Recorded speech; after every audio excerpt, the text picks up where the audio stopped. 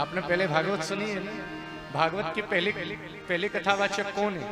श्री सुखदेव जी महाराज। यम प्रव्रजन्तमनुपेतमपेत कृत्यं द्वैपायनो विरह कातरयाजुहाव पुत्रेति तन्मयतया तरवोऽभिनेदोस् तं सर्वभूतहृदयं मुनिमानतोस्।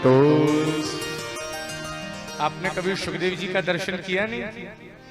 16 साल की उम्र है, घुंघराले बाल हैं, हाँ, और लंबे लंबे हाथ हैं जो घुटनों तक लटके हुए हैं, अजान बाहु, चौड़ा वक्षस्थल है, सीना है, शंख जैसा गहरा गला है, भंवर जैसी गहरी नाभि है, हाँ, दिशा जिनकी अंबर वस्त्र बन चुके हैं, दौड़ रहे हैं। इनके पीछे इनके पिता कह रहे हैं बेटा रुक जा रुक जा। तभी पेड़ों ने उत्तर दिया क्यों रोकते हैं? पहले श्लोक में मंगलाचरण के में ठाकुर जी को प्रणाम किया, कन्हैया को। दूसरे श्लोक में श्री सुखदेव जी को प्रणाम किया है। अब मैं आपको कथा की ओर लेकर के चल रहा हूं। भागवत सुननी है? अब मैं आपको कथा की ओर लेकर के चल रहा हूं। इसके लिए महाराज आपको हमारे संग चलना पड़ेगा। हमारे उत्तर प्रदेश की राजधानी लखनऊ, लखनऊ की बगल में एक तीर्थ है, जिस तीर्थ का नाम है चक्र तीर्थ। क्या नाम है जी? जोर से बोलो ना, जब आप बोलो तो लगे कि आप सुन रहे। क्या नाम है जी? चक्र तीर्थ। किसको कहते हैं? नैमिषारण्य को कहते हैं। किसको कहते हैं जी? नैमिषारण्य का नाम सुना है? कहां पर है? लखनऊ के पास। नैमिषारण्य को चक्र तीर्थ माने। बोले महाराज नैमिषारण्य की इतनी महिमा क्यों है? यहाँ जो सत्कर्म किया जाता है, पूजा पाठ ध्यान आदि, उसका खूब पुण्य मिलता है। एक बार सभी महात्मा इकट्ठे होकर के ब्रह्मा जी के पास में गए। बोले महाराज हमें कोई ऐसी जगह बताओ जहां बैठ करके हम पूजा पाठ कर लिया करें और हमारा मन एकाग्र हो जाए और वहां कोई विघ्न नहीं आए। बहुत ध्यान से सुनना शेखपुरा वालों, कोई ऐसी जगह बताओ जहां बैठ करके पूजा पाठ करने में मन लगे और कोई दिक्कत नहीं आए, समस्या नहीं आए। उसी समय ब्रह्मा जी के मन से एक चक्र निकला। क्या निकला जी? एक चक्र निकला। ब्रह्मा जी ने कहा जो इस चक्र का सेंटर पॉइंट है, मध्य भाग है, उसको निमि कहते हैं। जहां जाकर के ये गिरे और जितनी दूरी में ये फैले वो श्रेष्ठ स्थान है। हाँ? जैसे ही वो चक्र आकर के गिरा, जिस क्षेत्र में उसका सेंटर पॉइंट निमि गिरी, निमि कहते हैं अग्रभाग को, और जितनी दूर वो चक्र फैला, अरण्य कहते हैं जंगल को, और उसी जगह का नाम पड़ गया नैमिषारण्य। क्या नाम पड़ गया जी? बोलो जी, नैमिषारण्य। बहुत ध्यान से सुनिए। नैमिषारण्य में 88,000 महात्मा बैठे हैं। उनमें से जो सबसे मेन महात्मा है ना, उनका नाम है शौनक। क्या नाम है जी? शौनक ऋषि। बोलो ना, शौनक ऋषि। इसीलिए और 88,000 महात्माओं को कहते हैं शौनक आदि ऋषि। क्या कहते हैं? शौनक आदि ऋषि। ये 88,000 महात्मा बैठे और इनके बीच में आ गए 20 साल के सूत जी महाराज। कौन आ गई? 20 साल के सूत जी महाराज। हाँ, नैमिषे सूतमासीनं मभिवाद्य महामतिं कथामृत रसास्वाद कुशलः शौनको ब्रवीत।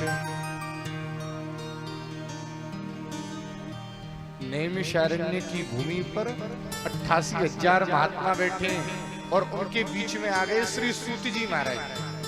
हाँ, जो 20 साल के, और 20 साल के सूत जी को देख करके वो 88,000 महात्मा खड़े हो गए। अब आप कहोगे महाराज बात कम समझ में आती है।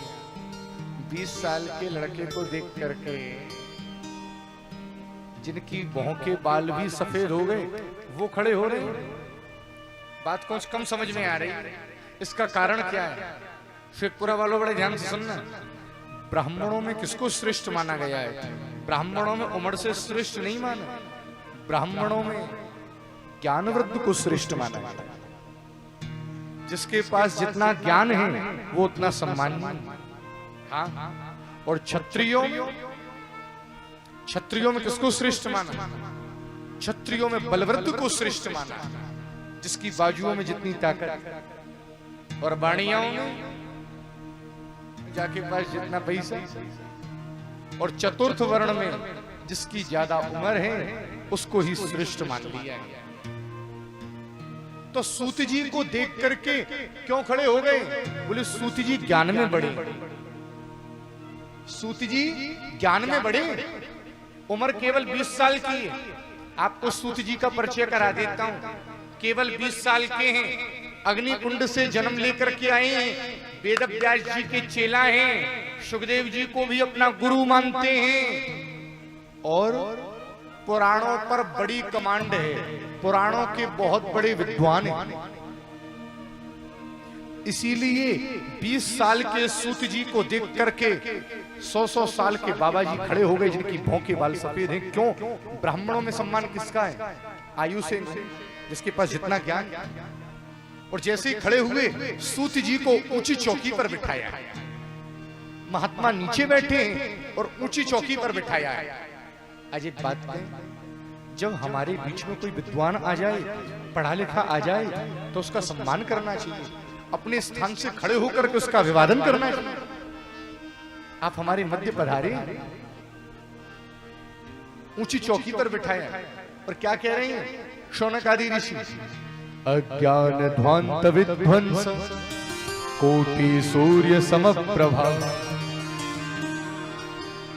हे सूती जी महाराज, हमारे जीवन में जो अज्ञान बैठा है ना, उसको दूर करने के लिए आप करोड़ों सूर्यों के समान। एक बात कहें, आज की कथा मेरे कहने से मन लगा करके सुन लेना। बोले हमारी उम्र बड़ी कम है। आप एक बात समझना, अगर 100 साल की भी उम्र मिली, 50 सोने में चली गई, हाँ या ना? रात तो गई सोवे में, बची कितनी? 50। बची 50 में क्या होगा? शुरुआत के 15-20 साल चले गए स्ट्रगल में, पढ़ाई में, आगे के 20 साल चले गए पैसा कमाने में। श्री ठाकुर जी के लिए समय कम मिला। बोले बुढ़ापे में क्या होगा? बोले इतनी मोटी पावर का चश्मा लग गया और घुटनों में दर्द रहने लग गया।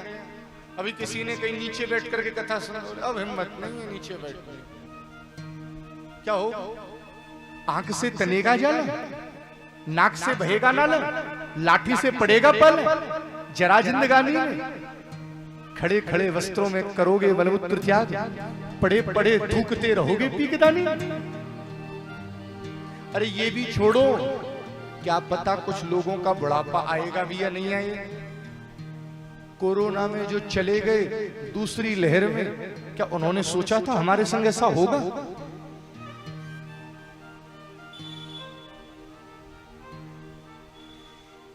बोले महाराज क्या कह रहे हैं शौनक आदि ऋषि? बोले जितनी उम्र मिली थी बहुत गई, थोड़ी बची येहू बीती जाए। बोले ये भी बीत जाएगी। पर एक बात क्या महाराज, हमारे यहाँ धर्म ग्रंथ बहुत हैं, 4 वेद, 6 शास्त्र, 100 उपनिषद, 17 पुराण। बोले कब तक पढ़ेंगे, और छोटी सी उम्र में पढ़ भी नहीं पाएंगे। तो एक इच्छा थी। बोले क्या इच्छा है तुम्हारी? बोले महाराज अब हम कथा मत सुनाओ, अब हमको कथा मत सुनाओ। बोले फिर? सूता क्या ही कथा सार। बोले अब हमको कथा का सार सुना दे। बोले अब हमारे दांत कमजोर हो गए।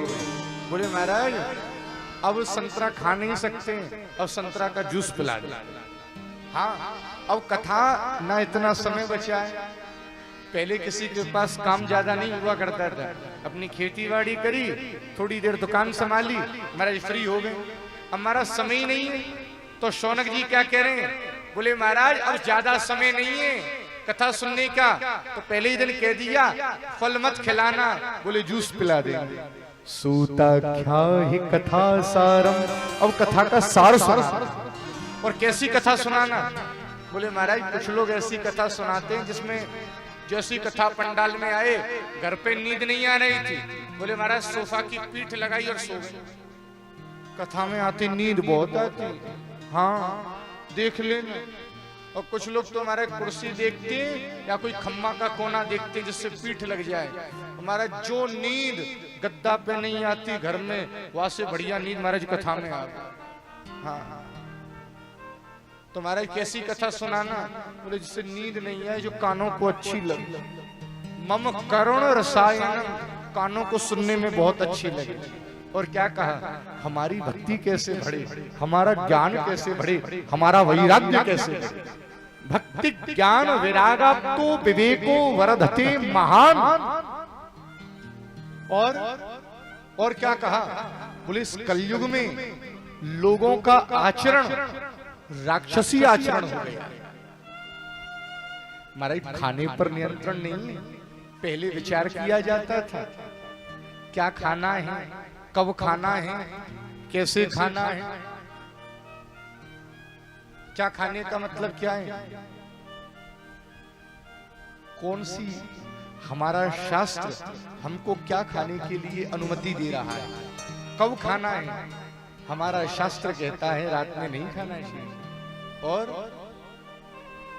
कैसे खाना है, हमारे पवित्रता से भोजन करना है। अरे यही तो बताया।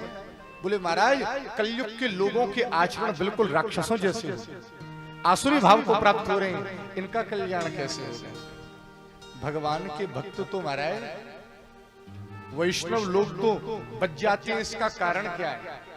और पहले ही दिन पूछ लिया शौनक आदि ऋषियों ने, क्या, बोले महाराज हमें कन्हैया कैसे मिलेगा। अच्छा एक बात बताओ शिवपुरा वालों, तुम्हें कन्हैया से मिलना है नहीं मिलना है। बोले मिलना है महाराज, इसलिए तो बैठे हैं। बोले कन्हैया से श्री कृष्ण प्राप्ति कर्म शाश्वत साधनम तद वदाधुना। बोले कन्हैया को मिलने का प्रथम साधन क्या, कन्हैया मिलेगा कैसे, बिहारी जी मिलेंगे कैसे। बोले क्यों, बोले हमने सुना है जिस व्यक्ति को चिंतामणि मिल जाए, एक ऐसी मणि होती है जो अगर आपको मिल जाए, आप जिस चीज का चिंतन करोगे सोचोगे वो आपके सामने आ जाएगी। चिंता मणिर लोक सुखम मिल जाएगी, और सुरद्रुह स्वर्ग संपदम, एक कल्प वृक्ष होता है वो स्वर्ग में रहता है, अगर कोई उसके पास पहुंच जाए तो स्वर्ग के भी सुख मिल जाएंगे। बोले महाराज जी चिंतामणि से लौकिक सुख मिल सकते हैं और कल्प वृक्ष से अलौकिक सुख मिल सकते हैं, पर यदि किसी के ऊपर उसका गुरु खुश हो जाए, प्रयच्छति गुरु प्रीतो वैकुंठम योगी दुर्लभम। अगर किसी के ऊपर उसका गुरु खुश हो गया तो एक बात कहूं शेखपुरा वालों, जो कीमती वैकुंठ है ना वो भी बड़ी आसानी से उपलब्ध हो जाता है।